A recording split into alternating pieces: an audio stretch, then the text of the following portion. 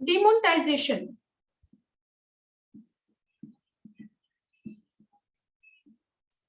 Demonetisation means कि हमारी country की जो भी करेंसी है जिसको हम लीगल टेंडर बोलते हैं, लीगल टेंडर मीन्स कि ऐसी करेंसी जो गवर्नमेंट द्वारा इशू की गई है कि जिसको लेने से कोई मना नहीं कर सकता, जो भी हमारी ट्रांजैक्शंस होती हैं तो उसको यूज किया जाता है एज अ मनी। तो डिमोनेटाइजेशन मीन्स अगर किसी भी करेंसी से उसका लीगल टेंडर का स्टेटस अगर विड्रॉ कर लिया जाए तो उसको हम क्या कहेंगे, डिमोनेटाइजेशन। डिमोनेटाइजेशन मीन्स कि जो भी हमारी कंट्री की जो भी एग्जिस्टिंग जो करेंसी है उसको हम लीगल टेंडर बोलते हैं, क्योंकि वो जो करेंसी है इज इशूड बाय गवर्नमेंट और issued by authority of government. तो क्योंकि वो जो करेंसी है वो गवर्नमेंट द्वारा ऑथराइज्ड है, गवर्नमेंट द्वारा इशू है, इसीलिए उसको हम लीगल टेंडर बोलते हैं और उसको हम यूज करते हैं मीडियम ऑफ एक्सचेंज, कि कितनी भी बड़ी अमाउंट की ट्रांजैक्शन हो उसको लेने से कोई मना नहीं कर सकता। तो अगर किसी भी एग्जिस्टिंग करेंसी से उसका लीगल टेंडर का जो स्टेटस है वो अगर छीन लिया जाए, वो अगर विड्रॉ कर दिया जाए, रिमूव कर दिया जाए, मींस अब वो करेंसी चलन में ना रहे, तो उसको हम क्या कहेंगे, डिमोनेटाइजेशन। वैसे तो कई बार हमारी कंट्री में डिमोनेटाइजेशन हुआ है, लेकिन अभी जो डिमोनेटाइजेशन हुआ था हमारी कंट्री में वो हुआ था 8 नवंबर 2016। तो 1 मार्क में आपसे या तो मीनिंग पूछा जा सकता है डिमोनेटाइजेशन का, withdrawal of status of legal tender from existing currency, कि जो करेंसी चलन में है उससे अगर लीगल टेंडर का स्टेटस छीन लिया जाए तो वो जो करेंसी है वो सिर्फ क्या रह जाएंगे, पीसेस ऑफ पेपर। अब उनको मीडियम ऑफ एक्सचेंज यूज नहीं किया जा सकता। और हमारी कंट्री में अब जो डिमोनेटाइजेशन हुआ था वो हुआ था 8 नवंबर 2016। ये आपसे डेट पूछी जा सकती है कि कब हुआ था डिमोनेटाइजेशन हमारी कंट्री में, तो 8 नवंबर 2016। और इसमें हमारे जो 500 के और जो 1000 रुपीस के जो नोट थे उनसे लीगल टेंडर का जो स्टेटस है वो विड्रॉ कर लिया गया था। ये जो नोट थे अब हमारी करेंसी का पार्ट नहीं थे और इसकी जगह पे फिर नए 500 और 2000 के नोट इशू किए गए। तो डिमोनेटाइजेशन जो हमारी कंट्री में किया गया उसका जो मेन पर्पस था, मेन जो मोटिव था वो था ब्लैक मनी को फाइंड आउट करना, कि लोगों का जो काला धन है जिसका कोई रिकॉर्ड नहीं था गवर्नमेंट के पास। क्योंकि डिमोनेटाइजेशन की सिचुएशन में जब गवर्नमेंट पुरानी करेंसी को बंद कर देती है और उसकी जगह पे नई करेंसी आ जाती है तो आपको अपनी पुरानी जो करेंसी है वो बैंकों में डिपॉजिट करानी पड़ती है और बैंक उसके बदले में आपको नए जो करेंसी इशू की गई है वो आपको दे देता है। तो मेन जो पर्पस था डिमोनेटाइजेशन का वो गवर्नमेंट का था ब्लैक मनी को फाइंड आउट करना, जो भी इलीगल जो ट्रांजैक्शंस होती थी जिनका गवर्नमेंट के पास कोई रिकॉर्ड नहीं था उनको बंद करना, टेररिज्म को जो फंडिंग मिल रही थी उसको बंद करना।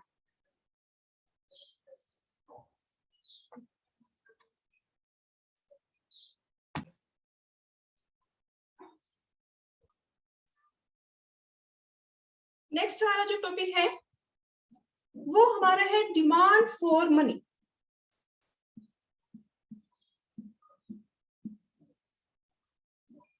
डिमांड फॉर मनी मीन्स कि मनी की डिमांड हम लोग क्यों करते हैं, क्या जरूरत है हमें मनी की।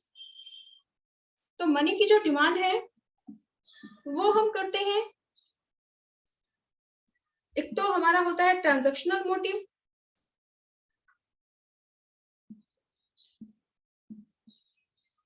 प्रिकॉशनरी मोटिव और एक हमारा है speculative motive.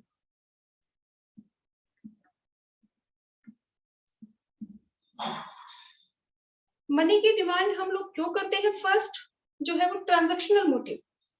Transactional motive means कि हमारे जो रूटीन के जो वर्क है उनको पूरा करने के लिए हमें मनी की जरूरत पड़ती है, हमारे रोजमर्रा के जो खर्चे हैं उनको पूरा करने के लिए। सेकंड, मनी की जो डिमांड हम करते हैं वो है प्रिकॉशनरी मोटिव, मींस कि हमारा जो फ्यूचर है वो अनसेफ है, तो हमारे फ्यूचर के लिए भी हम मनी की डिमांड करते हैं कि फ्यूचर में कहीं कोई एक्सीडेंट हो जाए या फ्यूचर में कोई भी मतलब ऐसी घटना हो जाए, हम बीमार हो जाएं, तो फ्यूचर के लिए मनी की हमें जरूरत होती है। और नेक्स्ट जो मोटिव है डिमांड फॉर मनी का, कि मनी की डिमांड हम लोग क्यों करते हैं? Speculative motive. Speculative motive means कि फॉर एग्जांपल अगर हम शेयर्स में, बॉन्ड्स में इन्वेस्ट कर दें, कि अगर हमने किसी भी कोई भी बॉन्ड, कोई डिवेंचर्स अगर हमने परचेज कर लिए, तो हम सोचते हैं कि हम इन शेयर्स में, बॉन्ड्स में इन्वेस्टमेंट कर दें, जब इनकी प्राइस इंक्रीज होंगी तो हम इनको सेल कर देंगे ताकि हमें प्रॉफिट हो। तो मनी की डिमांड के जो मेन मोटिव है वो तीन मोटिव है। ट्रांजैक्शनल मोटिव की हमारी डेली के जो खर्चे हैं उनको पूरा करने के लिए हमें मनी की जरूरत है। प्रिकॉशनरी मीन्स कि फ्यूचर हमारा अनसेफ है, उसके लिए हमें मनी की जरूरत है। और तीसरा हमारा है स्पेकुलेटिव मोटिव। स्पेकुलेटिव मीन्स कि कहीं शेयर्स में, बॉन्ड्स में इन्वेस्टमेंट करना ताकि फ्यूचर में हमारी जो इनकम है वो इंक्रीज हो जाए। कि मोस्टली जब भी हम शेयर्स या बॉन्ड्स खरीदते हैं तो हमारा यही पर्पस रहता है कि हमने, मान लो फॉर एग्जांपल हमने किसी कंपनी के बॉन्ड्स खरीद लिए, हमने 100 रुपए का एक बॉन्ड खरीदा, अगर उसका प्राइस मार्केट में अब 120 रुपीज हो जाए तो हम उसको सेल कर देंगे, तो जो 20 रुपीज है ये हमारा क्या हो गया? प्रॉफिट। अब इस स्पेकुलेटिव मोटिव से रिलेटेड ही एक क्वेश्चन आपसे पूछा जा सकता है, लिक्विडिटी ट्रैप।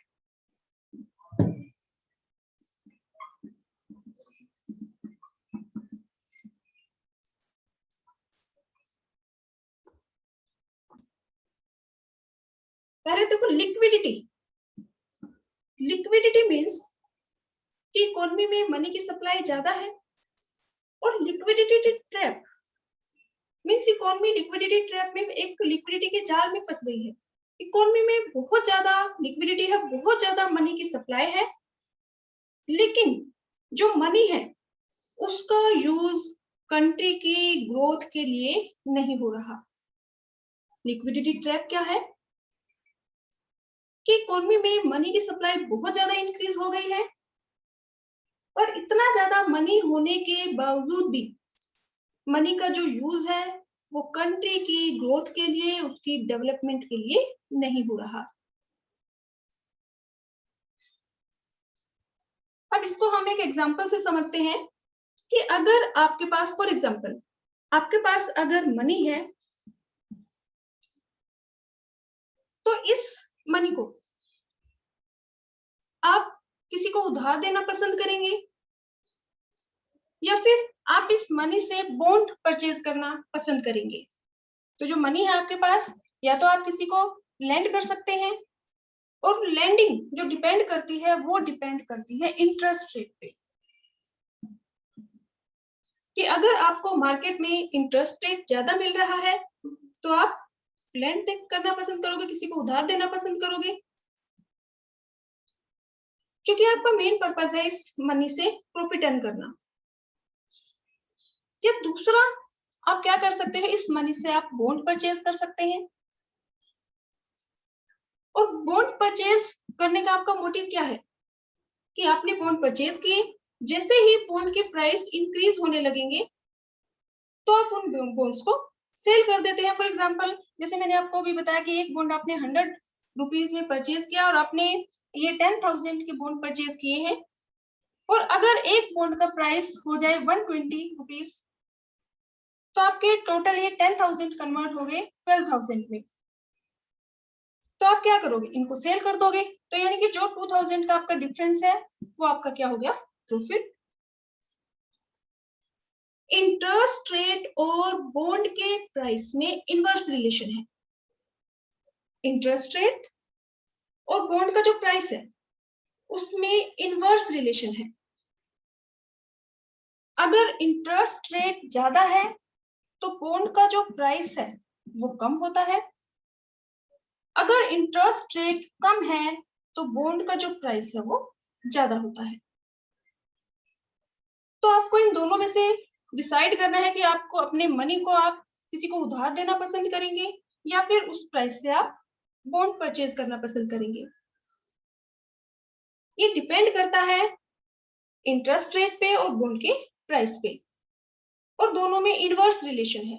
इंटरेस्ट रेट ज्यादा है तो बॉन्ड का प्राइस कम होगा, इंटरेस्ट रेट डाउन है तो बॉन्ड का प्राइस ज्यादा होगा।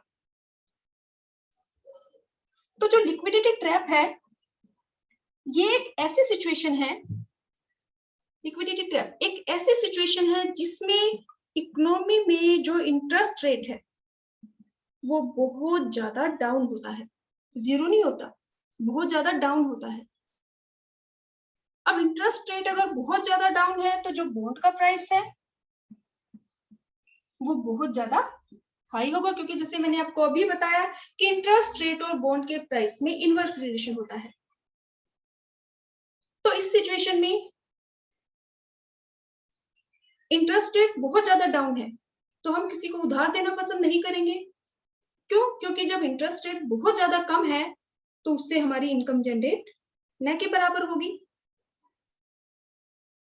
क्योंकि जो भी इंटरेस्ट रेट है वो भी डिमांड और सप्लाई के ऊपर डिपेंड करता है कि अगर डिमांड ज्यादा है सप्लाई कम है तो इंटरेस्ट रेट ज्यादा होगा, और अगर सप्लाई ज्यादा है और डिमांड कम है तो इंटरेस्ट रेट कम हो जाएगा। तो लिक्विडिटी ट्रैप एक ऐसी सिचुएशन है जिसमें इंटरेस्ट रेट बहुत ज्यादा डाउन है, यानी कि हम लोग अपने पैसे को उधार देना पसंद नहीं करते। हमें पता है उधार दे भी देंगे तो हमें उससे कोई फायदा होने वाला नहीं, क्योंकि इंटरेस्ट रेट बहुत ज्यादा कम है, जीरो तो नहीं है लेकिन उसके नियर अबाउट है। और बॉन्ड को हम इसलिए परचेज करना पसंद नहीं करेंगे कि बॉन्ड के प्राइस, वैसे तो अगर बॉन्ड के प्राइस इंक्रीज होते हैं तो हम उसको खरीदना पसंद करते हैं कि हम जैसे इसको खरीद रहे हैं तो उसके और प्राइस इंक्रीज होंगे और हम इनको सेल कर देंगे। लेकिन अगर बॉन्ड के प्राइस ऑलरेडी बहुत ज्यादा है तो उस केस में हम बॉन्ड को खरीदने से क्या फायदा, क्योंकि हमें पता है कि प्राइस इनके इतने ज्यादा हैं कि धीरे धीरे इनके प्राइस डाउन आएंगे और ज्यादा इंक्रीज नहीं होंगे, तो बॉन्ड खरीदने से भी हमें कोई फायदा नहीं होगा। तो जो हमारा पैसा है वो ना तो हमने किसी को उधार दिया और ना ही हमने उससे बॉन्ड परचेज किए, तो वो जो पैसा है हमारी इकोनॉमी में, जो लिक्विडिटी है, जो पैसा है वो बेकार पड़ा रहेगा, उसका यूज नहीं होगा ना इन्वेस्टमेंट के लिए। तो उससे हमारी अगर इन्वेस्टमेंट पर्पस के लिए उसका यूज नहीं होगा तो वो बेकार पड़ा रहेगा। तो वो सिचुएशन को हम क्या कहेंगे? Liquidity trap. Liquidity means economy में मनी की सप्लाई ज्यादा है, ट्रैप मींस जाल, कि इकोनॉमी एक ऐसे जाल में फंस जाती है, इतनी ज्यादा लिक्विडिटी इंक्रीज हो जाती है कि जिससे इंटरेस्ट रेट बहुत ज्यादा डाउन आ जाते हैं और जो बॉन्ड प्राइस है वो बहुत ज्यादा इंक्रीज हो जाता है, तो उस पैसे का यूज नहीं हो पाता कंट्री की ग्रोथ के लिए, कंट्री की डेवलपमेंट के लिए।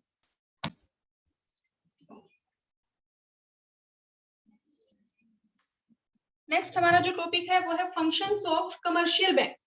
बेटा वैसे आपके सिलेबस में तो नहीं है लेकिन एक जनरल टॉपिक है, तो इसमें से भी आपसे 1 मार्क का क्वेश्चन, 3 या 4 मार्क का क्वेश्चन तो आपसे नहीं पूछेंगे, लेकिन फिर भी हो सकता है कि पूछ ले फंक्शंस ऑफ कमर्शियल बैंक और आपको ऑप्शन दे दे कि इसमें से कौन सा कमर्शियल बैंक का फंक्शन है या नहीं है।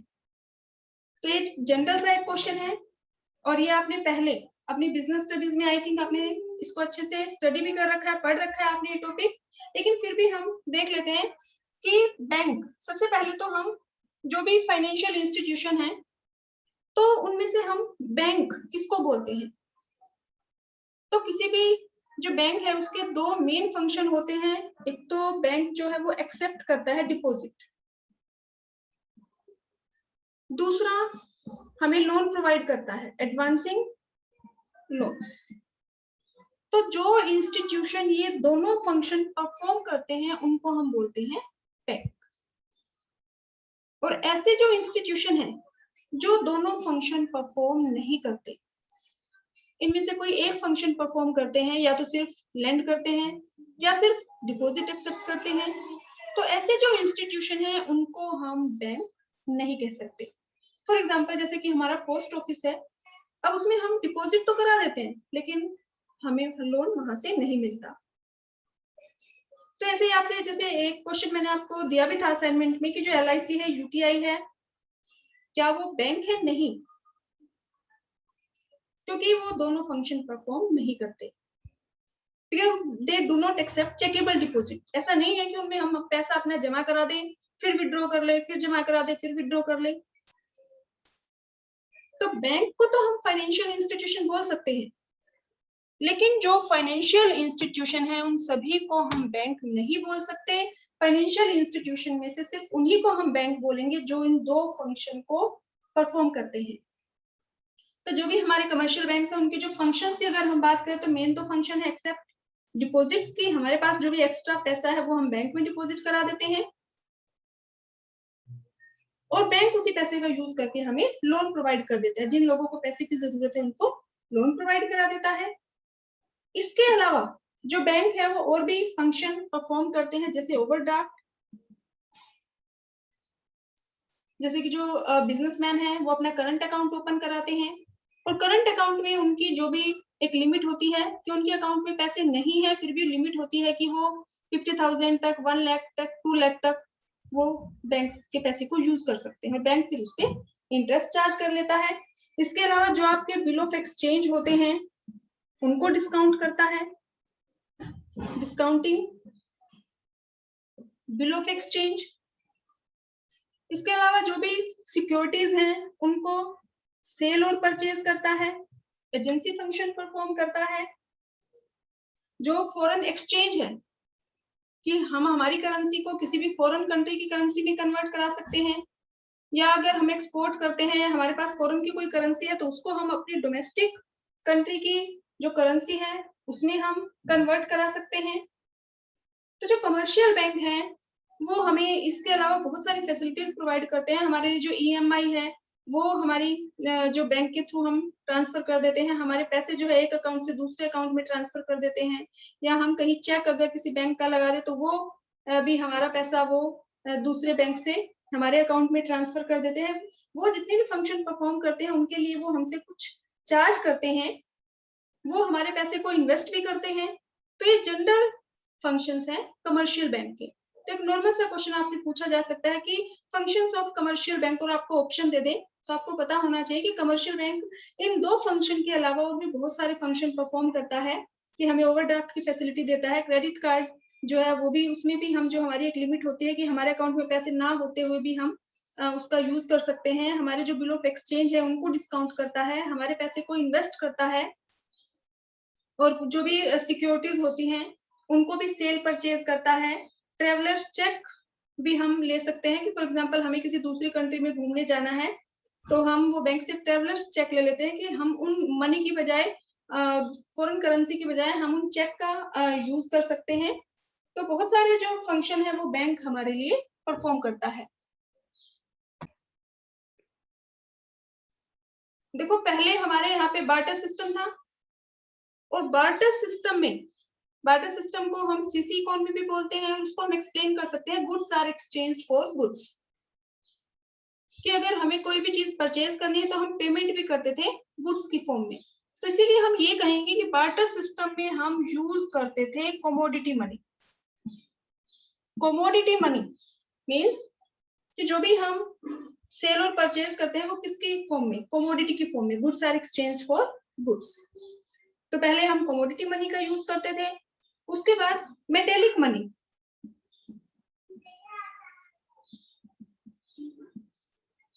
मेटेलिक मनी का मींस कि मेटल कि जो भी हम गोल्ड, सिल्वर या कॉपर के जो सिक्के थे उनका यूज करने लग गए। और मेटेलिक मनी के बाद फिर हमारे यहाँ पे आया paper money.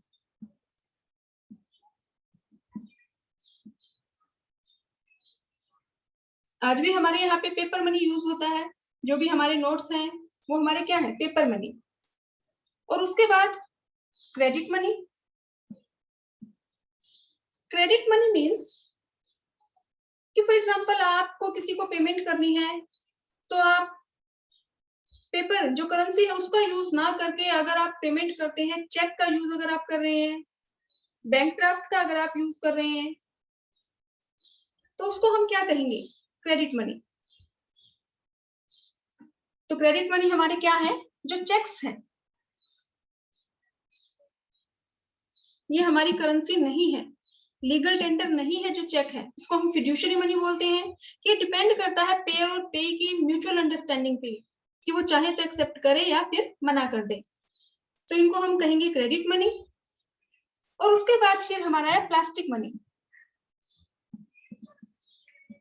Plastic money means कि हमारे जो डेबिट कार्ड है, जो क्रेडिट कार्ड है, इनको हम क्या कहते हैं? Plastic money. और आजकल तो हम हमारी जो भी ट्रांजैक्शंस है वो हम एक अकाउंट से दूसरे अकाउंट में हम डायरेक्ट ही पैसे को ट्रांसफर कर देते हैं। तो ये हमारी टाइप्स है मनी की, कि पहले कमोडिटी मनी था, फिर हमने मेटेलिक मनी हम यूज करते थे, उसके बाद पेपर मनी आया, उसके बाद क्रेडिट मनी और फिर प्लास्टिक मनी। अब जो मनी है इसको हम डिफाइन कर सकते हैं। जो मनी की डेफिनेशन है उसको आप डिफाइन कर सकते हैं। एक तो लीगल डेफिनेशन है मनी की। लीगल डेफिनेशन मींस मनी को हम क्लासिफाई कर सकते हैं लीगल टेंडर में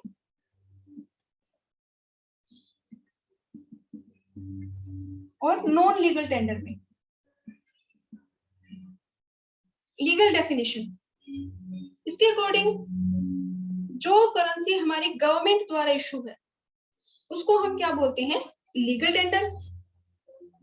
जैसे हमारे जो भी कॉइन्स है, पेपर, जो मनी है हमारा, वो क्या है? लीगल टेंडर, क्योंकि वो हमारी गवर्नमेंट द्वारा इशू है या फिर which is issued by authority of government. जो भी लीगल टेंडर है इसको हम फर्दर क्लासिफाई कर सकते हैं लिमिटेड लीगल टेंडर और अनलिमिटेड लीगल टेंडर। और नॉन लीगल टेंडर मींस कि जो फिड्यूशियरी मनी है, जो हमारे गवर्नमेंट या अथॉरिटी ऑफ गवर्नमेंट द्वारा इशू नहीं है। फॉर एग्जांपल जो हमारे चेक है, तो जो चेक है ये हमारा लीगल टेंडर नहीं है। ये डिपेंड करता है कि जो भी पेयर और पे है उनकी म्यूचुअल अंडरस्टैंडिंग पे, कि अगर कोई भी इसको एक्सेप्ट करना चाहे तो एक्सेप्ट कर सकता है, अदरवाइज वो इसको लेने से मना